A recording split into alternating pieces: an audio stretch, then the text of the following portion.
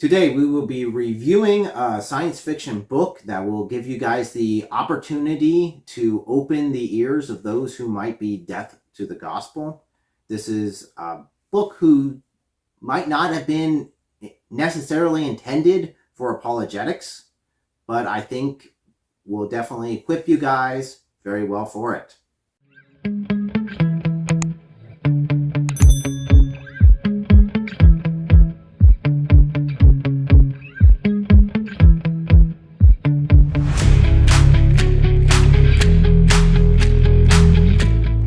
Let's first of all do a video breakdown for what you guys can expect in this video.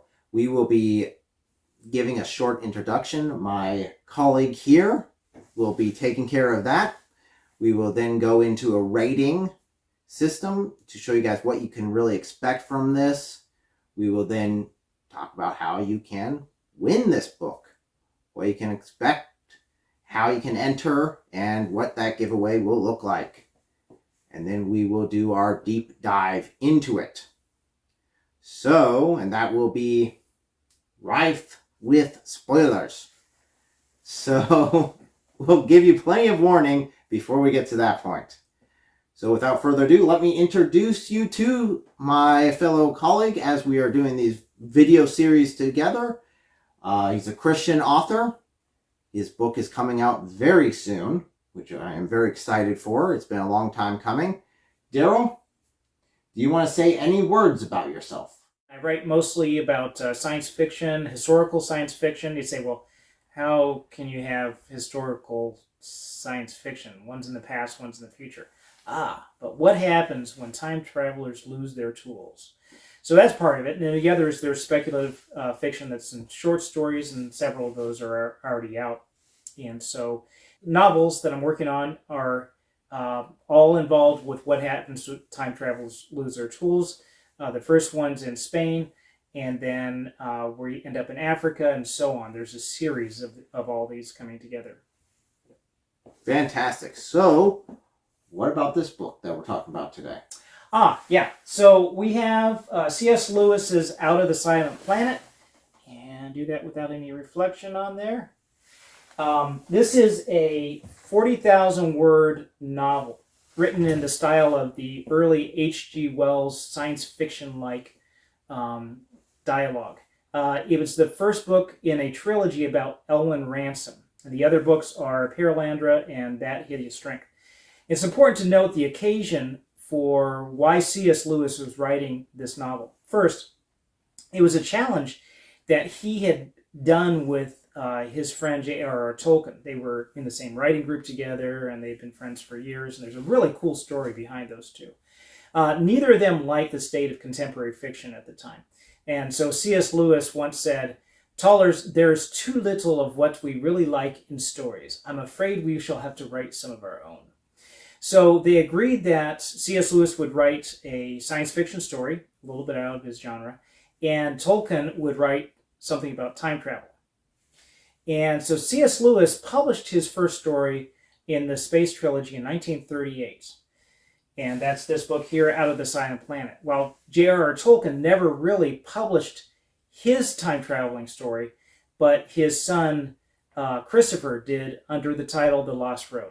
The second reason why C.S. Lewis had written this was it was done as a response to what he called evolutionism, a notion popularized by H.G. Wells. And he kind of grew up reading H.G. Wells when he was younger.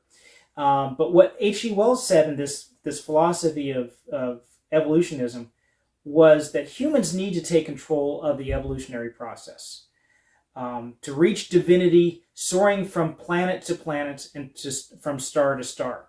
And this idea that through technological advancement, guided evolution, and expansion by colonizing to other planets, we would become godlike, at least reach some godlike evolutionary plateau. And this kind of philosophy you see a lot in science fiction today, although it was kind of new back then. Lewis saw this as a new version of the serpent's temptation to Eve, that ye shall become like gods. And so he was spot on. In 1938, when he published this book, he correctly predicted that this master race mentality could easily justify all manners of atrocities against other species or against inferior members of the human species. And that led into, shortly after that, World War II. Right. So he called it early. Unfortunately, not a lot of us listened. So as far as the content in this, okay, well, let's just start off with violence. What sort of violence can you guys expect in this book? I say there's a light level of it. I mean, if you're used to a lot of violent movies or a lot of books nowadays, those have a lot more violence in them than what you expect from this, but there is a light flavoring of that in here. Yeah, I'd agree. There's without getting into any spoilers, and we'll probably tackle some of what those violent situations are. There's a struggle, and there's a little bit there, so not appropriate for all younger children. This is not a Lion Witch in the Wardrobe version, although there is some violence, probably on the same level as what's in the Lion Witch in the Wardrobe. Would you agree? I would agree. Yeah, I'd actually say definitely in all of them. Actually, there's more violence. So this is actually lower than Lion, the Witch, and the Wardrobe. So how about all gore? Books. How about gore? Gore? No. Al Gore does not show up in this book. I'm just letting you know. Oh, you're talking about violence. Violence, okay. Gore, guts, blood, that sorry. sort of thing. Sorry. No, I didn't. There's none. That's bad. Bad. No. How about language? Crude or profane language. There's some. Just bad guys. As far as I know, just the bad guys. No, Ransom does say it. Does he? Yeah, but again, this is coming from a British guy. He's the main character. So they value words differently, I guess, as far as what they would use. Right. So, and they're said in passing. It's not something that I found really. I read him to even realize it was being said. So, drug and alcohol content. What'd you say? I'd say there's a little bit of alcohol usage in there. But it's light as far as just mentions that they sat down and had a drink. Yeah. And it's referred to as being some sort of wine, but it's fancy guys sitting down having a drink. That's it. No one gets drunk. No one engages in that. Drug-wise, there is some drugs used. It's not recreational. Not recreational. It's not a good thing that's being used. Well, we're on the edge of spoilers here. But there is that to be aware of. Okay, so age appropriateness, what would you say for the listeners, what do you say this book would be appropriate? I would be fine with reading this to a 10-year-old child. I think they would be capable of understanding the concepts, and if some of them went above their heads, at least get used to this sort of writing style. So I would disagree with you on this. The age appropriateness I would raise to 14, not because of the content of mature adult-like material, but just the language itself is more sophisticated. Concepts are a little bit harder to grasp. I would say an adolescent, not a preteen, would be better able to grasp some of it. Could you read it to a 10-year-old? Would they find it entertaining? Maybe. But 14, I think, would probably be better. If you have a mature 12-year-old or even 10-year-old, then go for it. But just because of that reason, nothing else. Okay, so that's what you guys can expect from this book. So the main question, probably one of the questions you guys have been wondering this entire video, is how do you win a copy? Well, it's pretty simple. There's just a couple of simple steps, and some of you guys have already accomplished some of those steps as is right now. And by going through these steps on this video, you will be entered into winning any of the future books that we do as well. Right. So you'll be put into the same drawing for them as well as just continuous. Ebook through Amazon. So first of all, subscribe, like this video. If you've already done those, because you're a smart person and already entered into those parts, thank you very much. But you still are entered in. You can still continue. leave a comment. Let us know if you guys have heard this book before, because this is not one of C.S. Lewis's most noted books. Most people know him for basically the Chronicles of Narnia. Those are where most people are familiar with him as far as his writing goes. Some know his writing as far as his literature. But not a lot of people know about these books here, his science fiction books. So the final step is to click in the description. There's a link there that'll take you to a page that you'll be able to enter your name and email. We'll be using this again for the drawing and be able to know who to congratulate in our next video. Now, you'll also be signed up. When you sign up for that, you also get my newsletter, which, frankly, don't send it out very often, and I do not sell your email or personal information to anybody. All we're looking for is your name and email address, and we do need those two things to be able to send you the ebook. So that's primarily it. That's it. That's all you guys have to do, and you guys will be entered into it. Like, subscribe, click on the email link below, and sign up for that, and you are in for the drawing. And let's do our deep dive. Stop the video if you guys have not read the book and want to go read the book. Go read the book. Come back. Join us. Leave any comments or thoughts you guys have in the section down below, the comment section down below. And let's dive on in. So, now that our hands are free and we are able to freely talk about this. Do you want to do a summary book first? Summary? Sure. If you want to go ahead and throw a summary in. Okay, so the basic idea is, like I said, is this guy named Ransom, who basically he's a language guy. He is a professor in England, and he is on a walking tour, and he stumbles across these guys that have basically kidnapped this kid, and we're going to force him to do something. Without getting too deep into the story, basically he goes from there, gets involved with these guys. He ends up getting kidnapped, brought to another planet. He doesn't know where it is yet. And then dumped into this. He finds out later that they're going to be taking him in for a human sacrifice, possibly to these primitives' god. They're thinking that these primitives are saying, hey, we need you to bring another human being so we can sacrifice to our god. So they kidnapped Ransom and they brought him to this planet.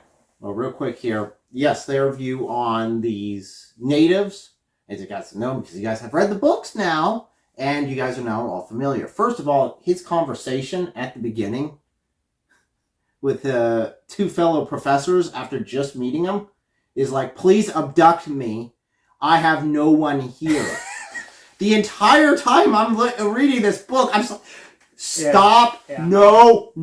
Oh, you mean that no one knows you're here? No, I'm just here fine, going about my business. I could do whatever I want. I could disappear off the face of the map for 6 more months and no one would know where I'm at. So the other guy says, oh, really? Oh, really? So, it's like, dude, no, stop, no. Oh, he didn't. Oh, he said it. You know where it's going from there. Yeah.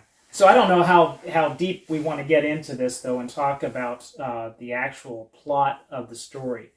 But I think some of the concepts that he brings into this are really interesting. Besides the whole evolutionism idea, one of the main characters that's in there, so you have Ransom, you have Divine and Winston, who comes in the second book as well, gets into a real philosophical debate. And Winston takes on the philosophy of this evolutionism and saying, basically, we're going to subjugate this other planet. All you primitive life forms, they find out they really are not that primitive. But anyway, we're going to subjugate you and take over the planet because that's what we do. We need to expand. We need to go beyond involved. And he gets into this conversation with what was originally thought to be this god, so hard to pronounce, Oyarsa, is not really a fake creature anyway. He really is a very powerful individual, non-corporeal, who has the power to destroy things even off off of their own planet at a distance. He can unmake their spaceship that they came in. But in this discussion, he's basically, Winston is saying, we can do all this thing, this is what we need to do, and Oyarsa pulls his arguments apart. And it's very interesting to listen to this and see it from a different perspective, to say, well, wait a minute, we're talking about colonizing these other planets. What are we actually doing? And this is before the Prime Directive, any of that came out. So what are your thoughts about that discussion that they had there? I thought it was very well done. I think the concepts he's putting forth, C.S. Lewis is putting forth in this book, is really, I guess, unmatched in a lot of other literature. I don't know of any off the top of my head that put forth the same sort of concept, the same sort of ideas in this. I think it's masterfully done as far as an apologetic standpoint. This is a book that you could give to an atheist. You could read it, not knowing anything about C.S. Lewis, can get involved in it, can get deeply wrapped in it, and it is deeply Christian. Yeah, I think that'd be a good idea, is that this would be a point of discussion that you can have with somebody else, that they do take the time to read it. They're very interested in science fiction. You could use this as a point of debate with them. Start raising some of these questions. What do you think we should do this? What is the ultimate end of the human race? Do we need to try to find more and more and more, get off this planet so we're not a possible victim of being wiped out by an asteroid hit or gamma burst or something like that? Instead, we need to continue to expand and evolve, just take our own evolution into our own hands. And because that then brings up the idea of eternity. It's not just the end of our lives, it's the end of the human species. What then would happen? And that's one of the questions that Oyarsa brings up with Weston is, okay, and you go from planet to planet to planet, and then what? What happens when all planets die? What are you going to do then? And I think that Oyarsa points out in that even though this being has come here in order to conquer, in order to enslave, in order to use this planet, he's not doing it for necessarily his own gain. He is doing it in a vain attempt to help his race, to help other humans. And he sees that as a redeeming quality, even in this villain that has come to his planet to take over. Yeah.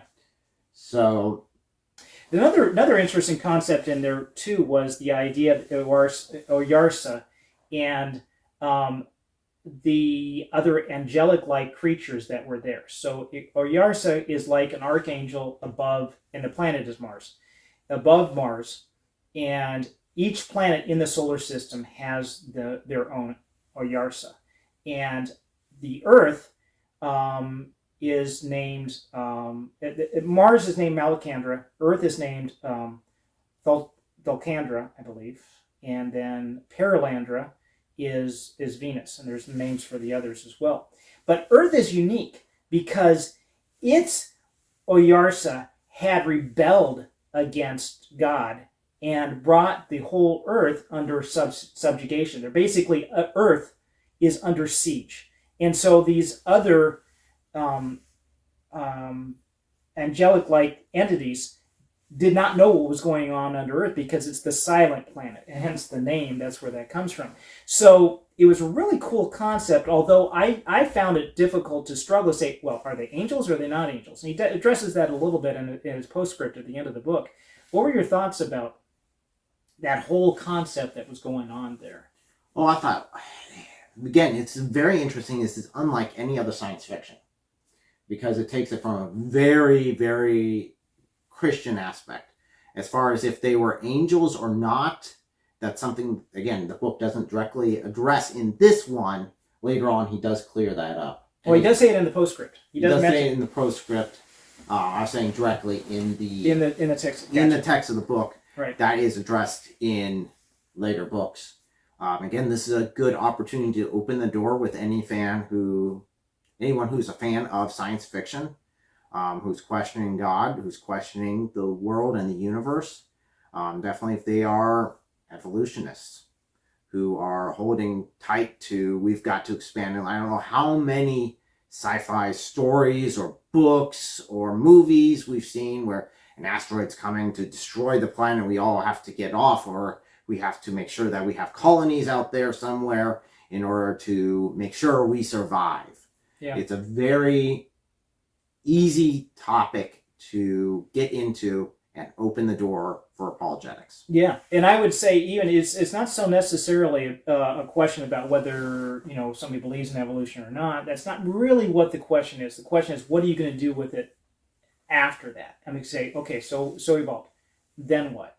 Are we the masters of our own race? Do we need to do that, or are we under the hand of God, and is He directing our path? And is there something beyond this physical universe, not just we have to climb up the evolutionary scale, be the apex species so that we don't become victims of somebody else, instead keeping eternity in our hearts. And that then translates to everyday life, because if I think of the way that I treat other people, is it that I have to become the apex species even in our conversation, or is it let God do what He needs to do and see how we could be a part of His service? No, I think that's a great point. I think all of C.S. Lewis's writings are great. You guys have heard me quote him multiple times. Definitely the Screw Tape Letters, I definitely go back to that. The Weight of Glory, go back to that a lot. But even this book here, I'd say, is kind of C.S. Lewis light theology, but it's still deep. It's still intense. And again, it makes a great opportunity to go into it, to get started in it. And if they become C.S. Lewis fans, there's a whole bunch of other stuff to get into. So this has been a fantastic read. For me, it's a very short book. I like very long books. It's tiny. Book. Yeah, don't turn it sideways. It might go invisible. Yeah. So I recommend it. Again, it's took me, I think, 2 days to go through.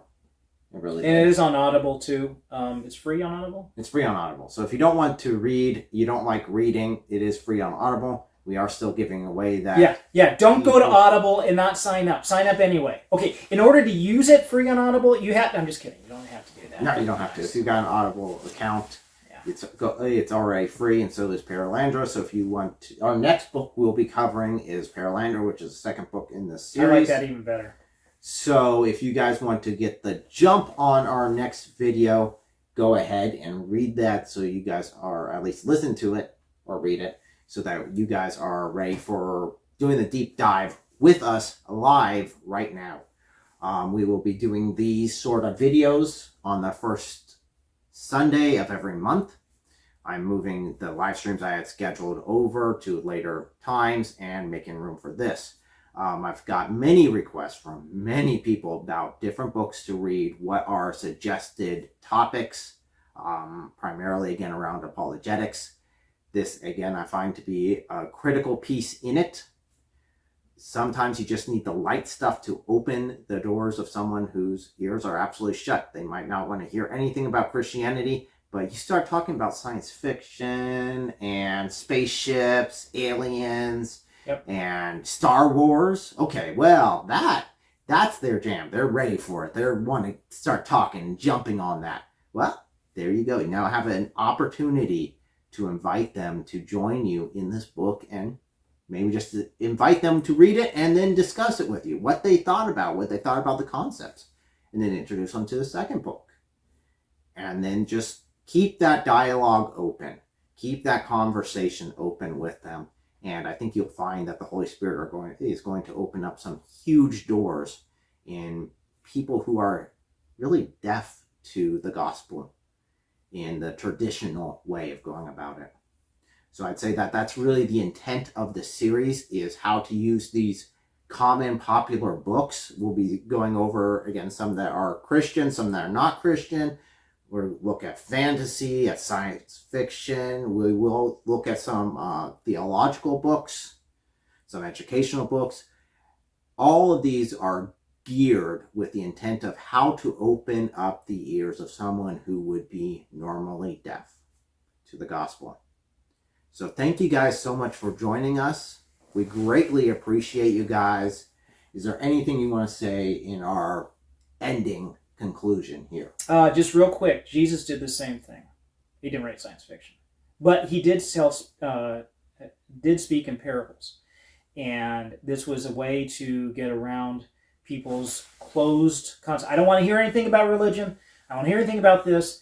But these truths then told in story formats then can be seeds that will grow in someone's life. So this is an opportunity for this to happen and for you to use as a tool.